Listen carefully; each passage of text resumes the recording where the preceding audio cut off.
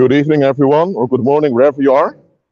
First question. Can you hear me clearly? Let me know in the live chat, please. Thank you very much. I see Chris is here.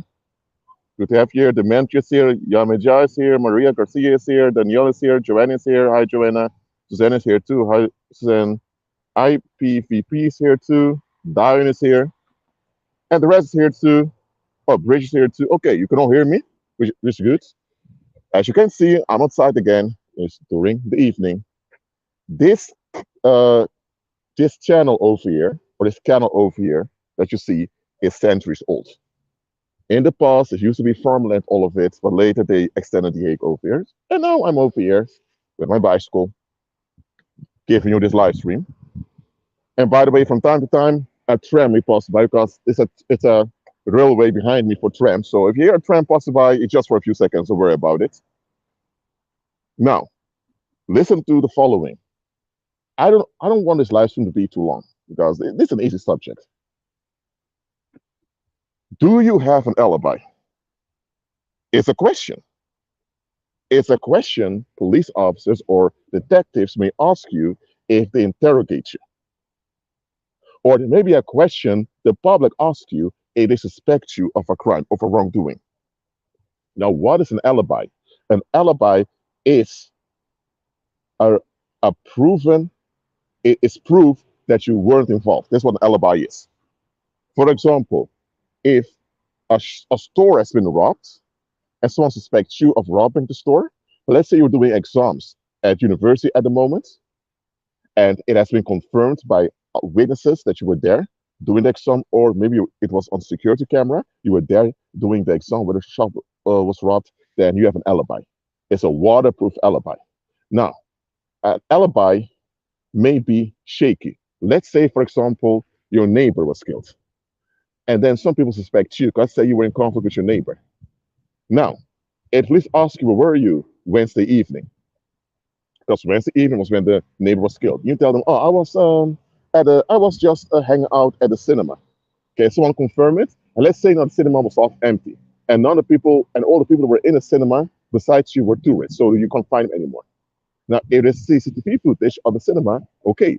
But if there is no CCTV footage, now you have a weak alibi. It doesn't mean that you're involved in a crime. It means that you don't have any proven statement that you weren't involved. Now, one thing I want to point out to you, Saints, when it comes to crime and when it comes to foul play, the number one mistake we often make is that we rely on our emotional presumptions. Now, what is an emotional presumption? There's nothing wrong with a presumption. I mean, if you go to the hospital and you see a medical doctor, you can make the presumption he finished medical school. Why? Because without medical school, you shouldn't even be working in a hospital. So if you go to a hospital and you presume someone did medical school, it's right to presume that because, hey, you should have a medical degree before you work with such a high rank in a hospital. Okay? But sometimes our presumptions can get us in trouble. Let me get, for example, this happened in the United States one time. There was this teenage girl, and she had two friends she was close with. Those friends came to her house. Those two friends actually grew up with her. They were I won't say childhood friends, but they were out for several years. And they also went to her house. The mother of the girl knew those other two best friends, all of that. One day, that girl was murdered. And law enforcement came and investigated the case. And law enforcement quickly suspected those two best friends. Guess what? The mother of the victim said, no, I don't believe it. The police just tried to frame them. She even attacked law enforcement. He went to a fight with law enforcement to say, no, no, no, you're all wrong. You just want to frame someone. Later, in court, it was proven without a reasonable doubt that it was those two best friends that killed her, and eventually they even admitted to the crime. Now, in this case, the mother of the victim had an emotional presumption. Her emotional presumption was, I know those two people, the two girls. They grew up with my baby girl. I had them at my house, or I went to their house to their parents. We don't come from a good neighborhood. We're decent people. So because we're decent people, this cannot be done by decent people. Now, the fact is that the neighborhood was decent. That's a fact. But it's not true that everyone in the neighborhood was decent. I want you to follow me right now. A lot of people confuse facts with the truth. The truth is the whole situation as it is. A fact is something that goes on within a situation. That's a fact.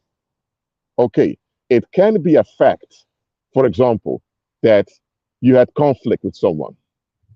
It can be a fact also that it benefited you that this individual was gone, not to bother you anymore. It can be a fact also that because of that you are a suspect in what happened to the individual.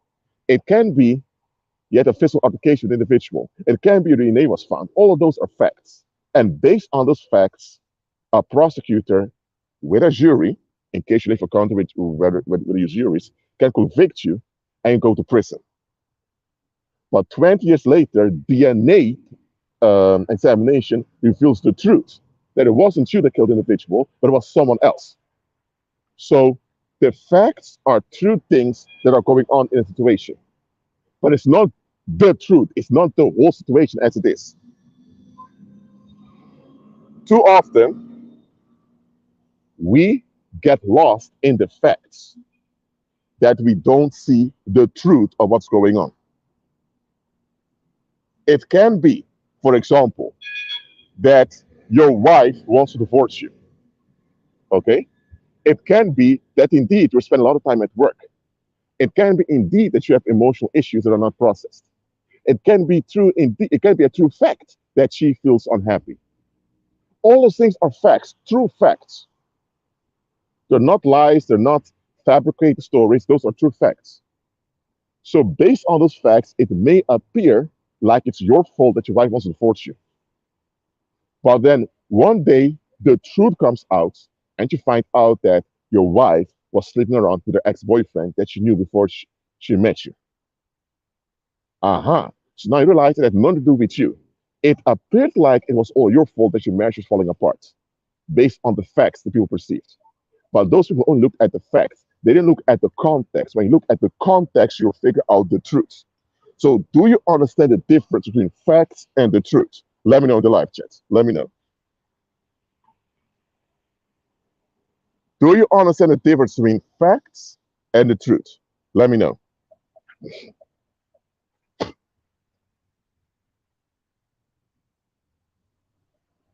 Mhm. So, just because the facts are true doesn't mean you know the truth. Okay? The facts are true. It means you're not lying, you're not delusional, you're not making this up. You stick to the facts. But the facts may mislead you. And here's the thing: too often people encounter facts and they base their opinion or their viewpoint on the facts. And they say, hey, I'm a factual individual. I'm keeping it true. I look at evidence. But here's the thing: evidence is a suggestion. Proof is when it's clear what goes on. Maybe um, someone finds drugs in your car. Maybe the police finds drugs in your car. That's a fact was drugs in your car. But later the police also finds out you were at work for the past few days and they even used your car. Then the police figures out, hold on a minute, it's a fact that drugs was found in your car. But the police also knows that you were not even using your car for those days because you lost your car keys. And the police has confirmed that you weren't even using the car. So the police know someone tries to frame you. But now the police only releases a statement that drugs was found in your car. And now people hear that drugs found in your car, and they say, oh, the guy is a drug dealer. Man, I always knew something was wrong with him. Now people become completely emotional about the fact that drugs was found in your car. Okay, it's a fact drugs was found in your car, but it's not the truth you are a drug dealer not involved with drugs. That drugs was found in your car is evidence.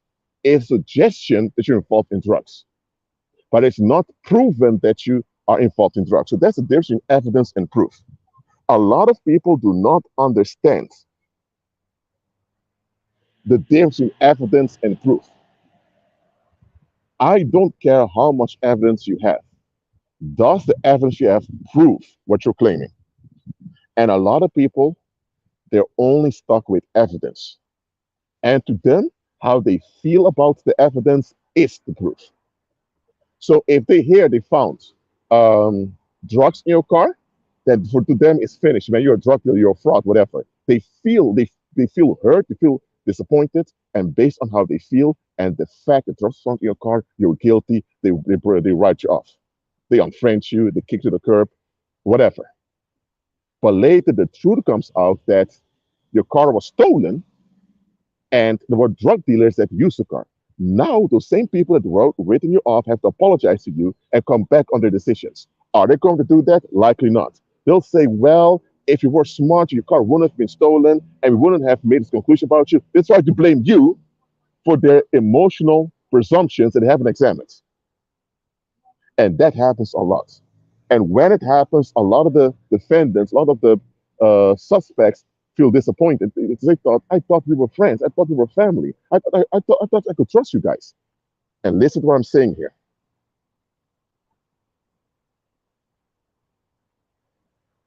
Listen to what I'm saying here. A lot of people out there have no interest in proving things. The Bible says, prove all things. Some translation test all things, but it's written in the King James Version, prove all things. So you examine the evidence, you examine the facts. You don't just encounter facts and based on how you feel, you conclude that's what goes on. But that is what most people do. And let me tell you, police officers, as well as FBI and CIA agents, they are trained not to do this. They're trained to put their feelings and emotions aside and look at the facts and also check the context. Because if you don't check the context, you get stuck in the investigation. So, when it comes down to it, people in the world have two options. Either they face discomfort and challenges in life, or they run away from it. Now, most people on the earth, they run away from discomfort. Now, life itself has natural discomfort in it, and that's what makes life worthwhile. I'm not talking about difficulties that society put on you. You have to pay rent, you have to pay taxes, you have to do this and that. I'm talking about all the things society puts on you. Talk about life itself has natural challenges to it. So in this lifetime, you have natural challenges of life, and you have the difficulties of society. A natural challenge can be you're growing up and your grandparents are growing older. So one day they're not going to be around anymore. So you have to get used to that. Another thing can be that now you're a grown man or grown woman, and now people expect you to invest in the community more. I'm just saying that life itself has natural challenges and also natural risk with it. For example, you hear about children going missing. You think, oh, I have a child. What if my child goes missing one day? It's a risk that something like that may happen, but you can limit the risk by being wise in life. So during this lifetime, you have natural risks because we're in a fallen state, and you have natural challenges besides the conflict society puts on you. Most people out there, they just want to escape and be left alone. That's the main thing on their mind, to escape and be left alone.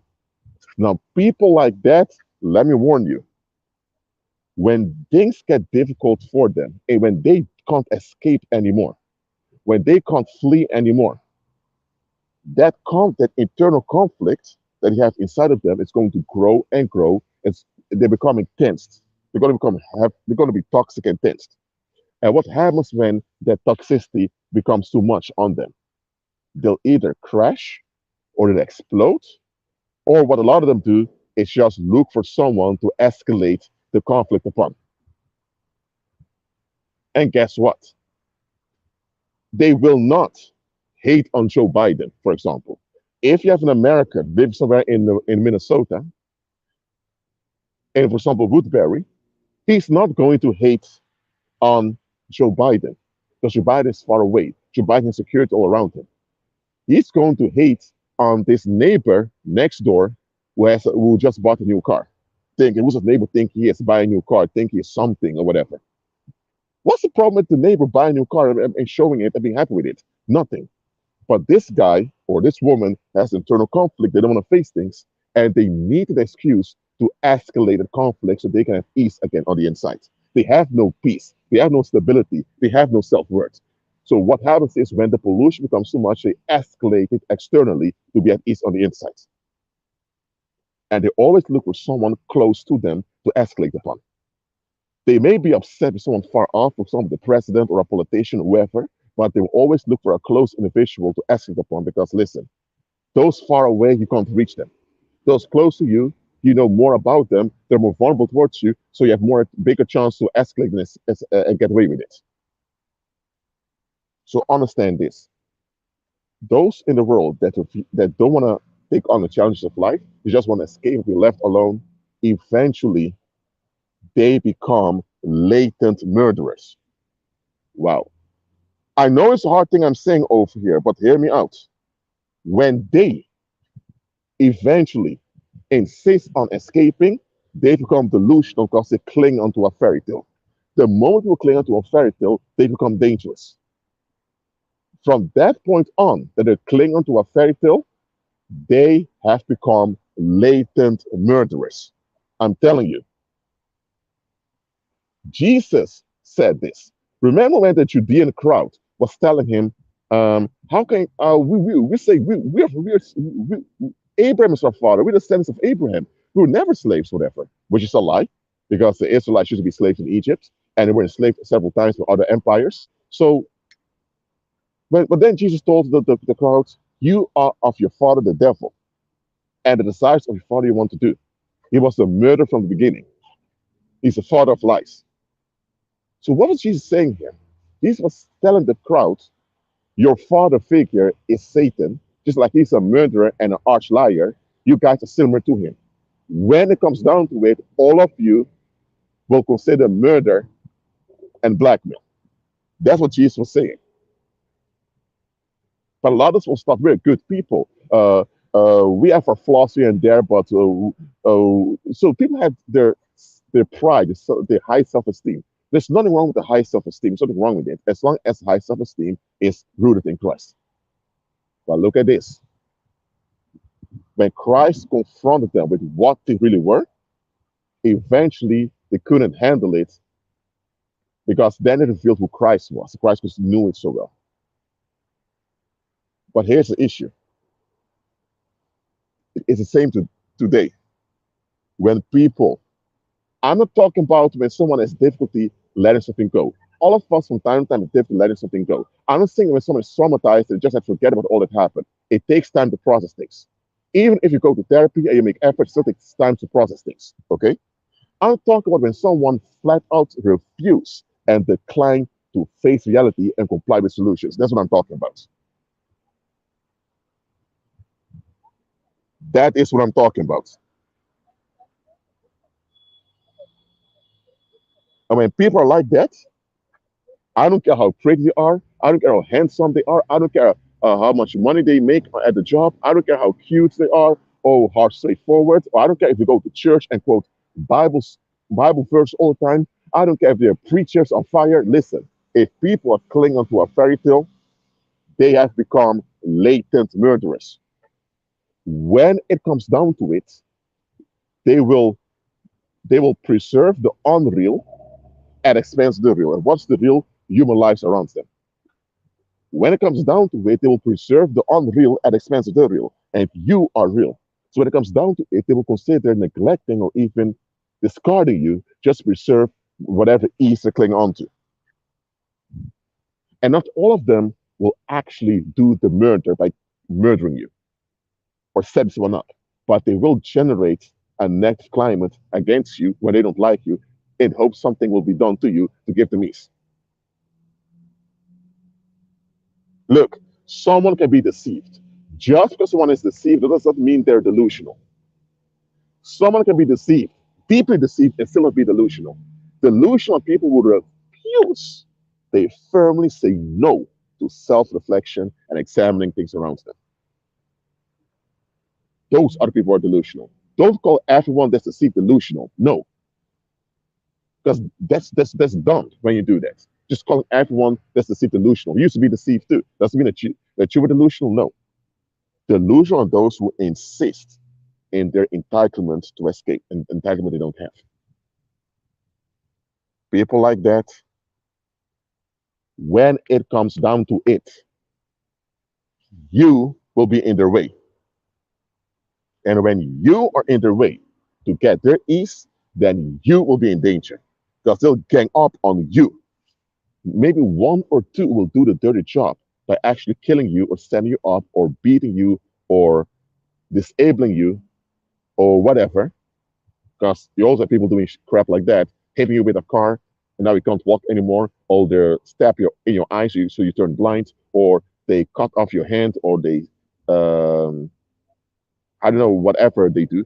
Sometimes something that you have those psychopathic sadists amongst them that will do the actual dirty job. But don't be distracted by the psychopathic sadists. It's the public that allowed them to do it to you because they're the ones that have an issue against you. I'm telling you,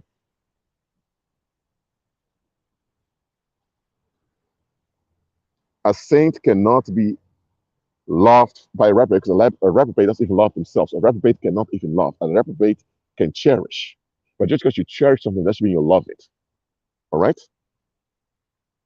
Now, if it has to do with sexual relationships, get away from the reprobate, please. Thank you very much. I'm telling you, when they perceive you as in their way, you don't have to be in their way. Maybe they just want to go out and, you know, party, do whatever they want to do, and they can do it.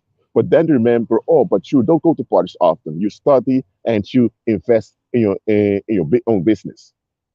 Them reminding you investing in your future reflects bad on them because all they do is partying. So now after they go partying, they feel a bit dumb because they realize, hold on a minute, the only thing we do is wasting our money partying, and that guy over there, that girl over there, is at least investing in the future. What the heck happened to that car? Lord, keep them alive in precious mighty name. Anyway, I'll be still running from the police, but anyway. What I'm going to point out here is that in this case, they're going to see you as an obstacle. Can they go to a party and get drunk to everyone to do? Yes, they can. Are you stopping them? No, you're not stopping them. Are you molesting them or harassing them? No, you're just doing your own thing. You're not even around them. But the fact that they know that you're building your future and they're not, they will perceive you as in their way.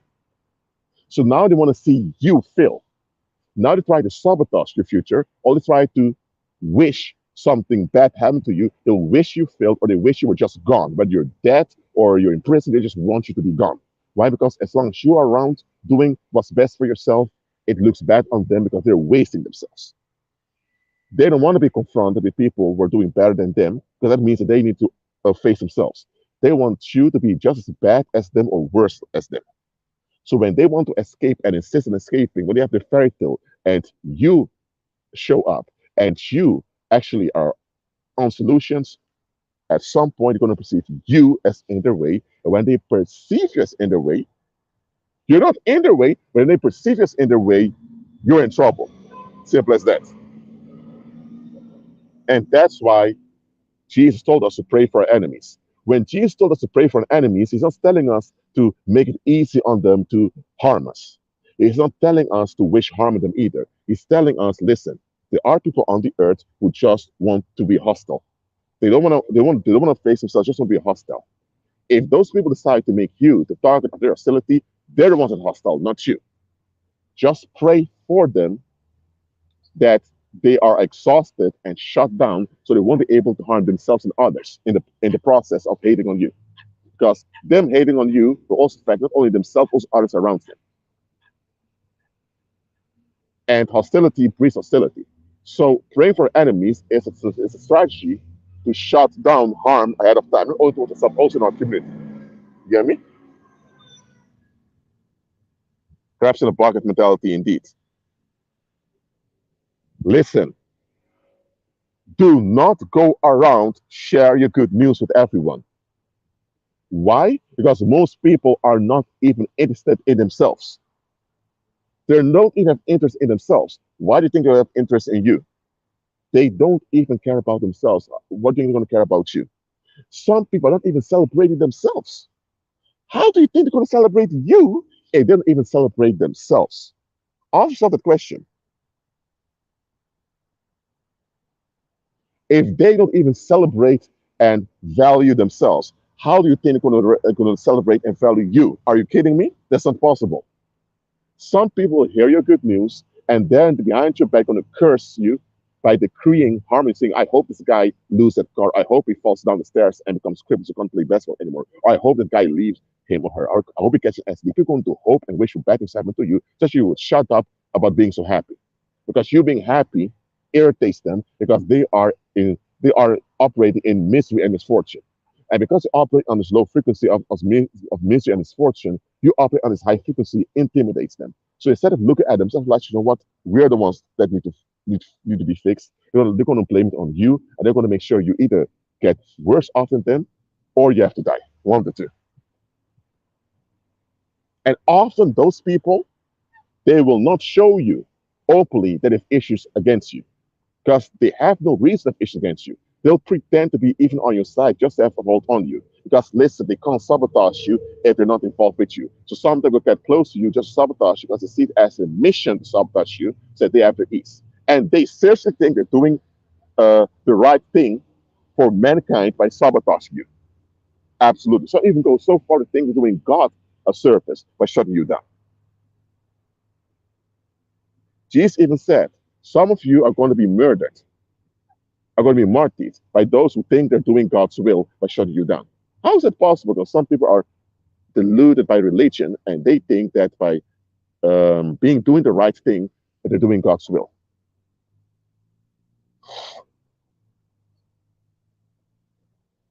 Okay, Chris, do what you have to do. Have a nice week.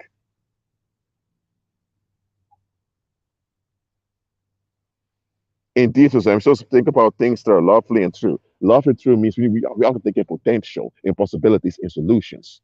We have to think in greatness. We have to think in, wow, it's a new day. Praise God for the day. What does God has for us today? That's how we should think. But the way a lot of worldlings think is I would say, is um, compared like this. We drink from a fresh water source. They drink toilet water. So they're comfortable drinking toilet water with all the feces floating in it, and we drink fresh water from Christ Himself. When you drink toilet water, your health goes backwards. When you drink fresh water, it cleanses your body. So when they drink toilet water, you're going to see their appearance gets horrible. When you drink fresh water, you're cleansed and you look healthier. So they're going to notice your advantage in daily life, and they're going to be upset at your advantage. They want to take advantage of your advantage and drain it, but they don't want to become better themselves. So understand this: when people insist on escaping, let them escape, but understand also at some point, if you are realistic and moving forward, you will perceive as an obstacle, and you don't want that to happen. That's why there are times the Heavenly Father removes people from your life. Do you understand me? Sometimes the Heavenly Father removes people from your life because He can clearly see these people going to turn on you when they can't escape anymore. Oh crap, why is Rashid making all these videos online? Why can't that Negro shut up for a moment? Why can't it just be like us, just, minding our own business, not exposed to anything, not teaching anyone anything? Who asked them to make all these videos? Blah, blah. Why? Because they're not facing anything in life. And because I do face things in life, and I even go so far to extend a ministry onto other people, um, now they will look at themselves think, you know what, we're actually wasting things around here. You know what, let's be inspired by Rashid and also invest in our communities. No, no, no, no. We don't want to invest. It's too much effort. Just want to be left alone. So Rashid is in our way because he keeps living life. So you know what, we need to hurt his life or put some smear campaign on him or hinder him somehow so that we don't have to be confronted with his good influence. That's how those people think.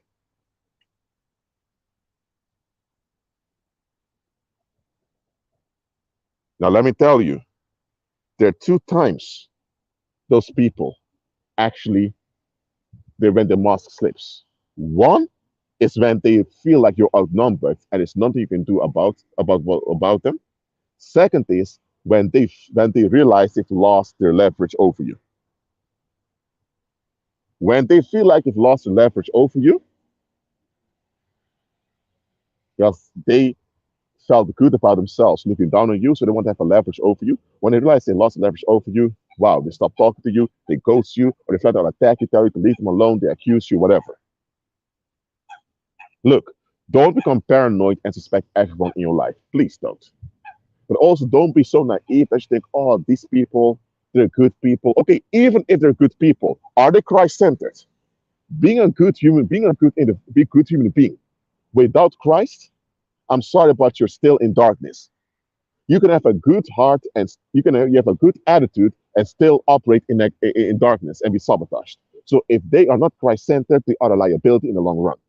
Does it mean that because they're not in Christ that they are automatically narcissists or automatically bad people? No.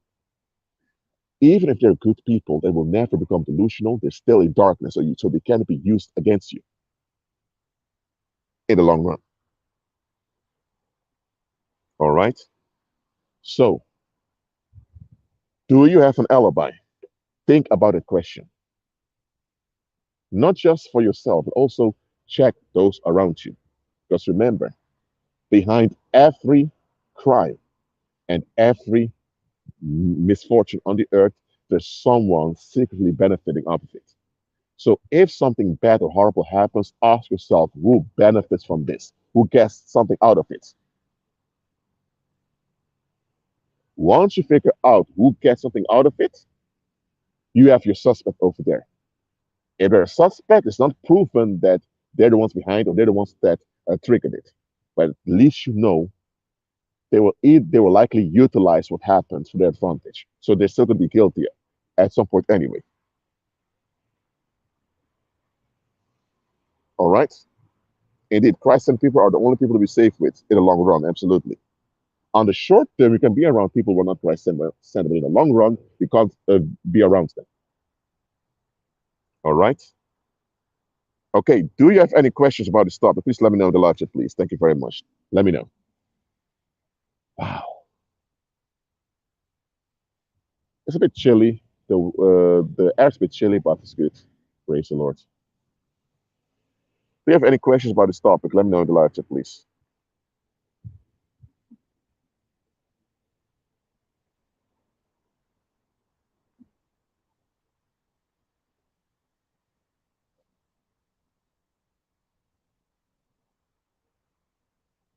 Look, I have to address these topics to you because these are topics we're facing. Maybe someone in your environment is about to be killed. Maybe someone in your environment is about to die due to psychic tension. And you, as a believer, you can intervene spiritually and shut this down. That's why I need to address these topics. Not because I assume you are going through it right now, but because you are able to shut it down around you. So I need to address this. All right. All right. Did I get any questions? Thank you all for being here. Keep on agreeing with Christ. I'll see you next time. Shalom. Praise